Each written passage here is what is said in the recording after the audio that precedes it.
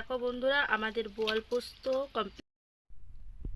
দেখো বন্ধুরা আজকে আমাদের বাড়িতে বোয়াল মাছ এনেছে। তো এখানে 700 গ্রাম মতো বোয়াল মাছ আছে। তো এটাকে বোয়াল পোস্ত রান্না করা হবে। তো তোমরা প্রথম থেকে শেষ অবধি ভিডিওটা দেখো।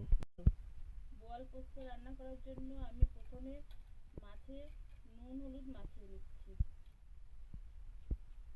আর একটু শুকনো লঙ্কা বাটা, আর একটু সরষের তেল, এটা মাখিয়ে 10 মিনিটের মতো রেখে দেব। বোয়াল মাছটাই আমাদের লঙ্কা নুন হলুদ সরষের তেল মাখানো হয়ে গেছে।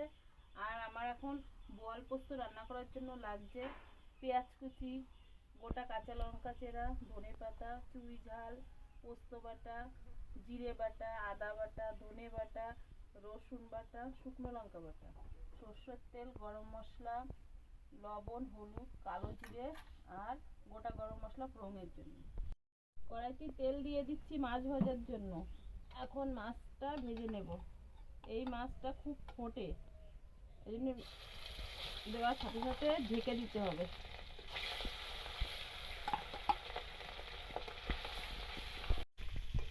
আমাদের মাছটা ভাজা হয়ে গেছে, এখন আমরা নামিয়ে নিচ্ছি।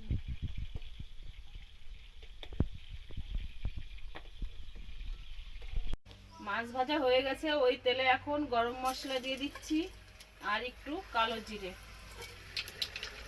তার ভেতরে দিয়ে দিচ্ছি চুই ঝাল, পেঁয়াজ কুচি,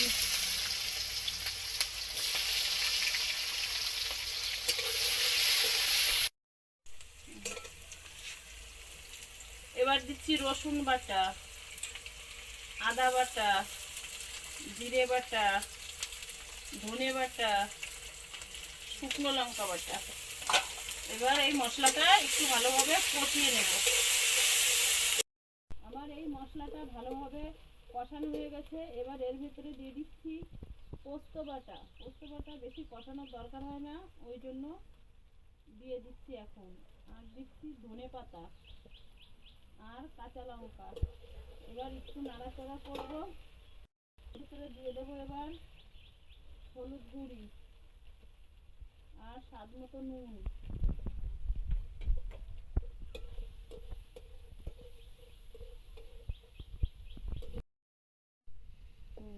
এবার মশলাটা কষানো হয়ে গেছে। এবার মশলা ধোয়া থালার একটু জল দিয়ে দিচ্ছি।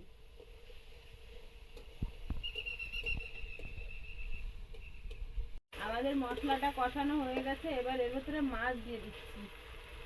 মাছটা একটু কষিয়ে নেব মশলার সাথে।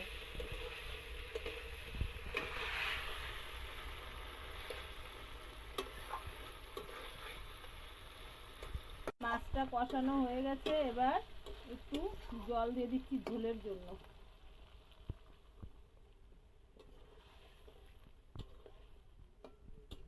এবার একটু ঢেকে দেব।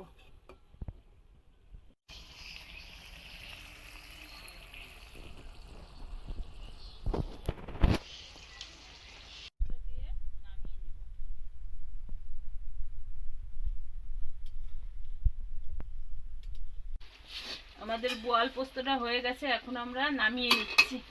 দেখো বন্ধুরা আমাদের বোয়াল পোস্ত কমপ্লিট। তো যারা যারা এখনও অবধি আমার চ্যানেলটি সাবস্ক্রাইব করোনি কিংবা বেল আইকন বাটনটি প্রেস করোনি, তারা অতি শীঘ্রই চ্যানেলটিকে সাবস্ক্রাইব করে দাও এবং বেল আইকন বাটনটি প্রেস করে দাও। তো আজকের ভিডিও কেমন লাগলো কিন্তু কমেন্ট করতে ভুলো না। আর এইভাবে বাড়িতে তোমরা বোয়াল পোস্ত ট্রাই করে দেখতে পারো, খুবই সুন্দর খেতে হয়।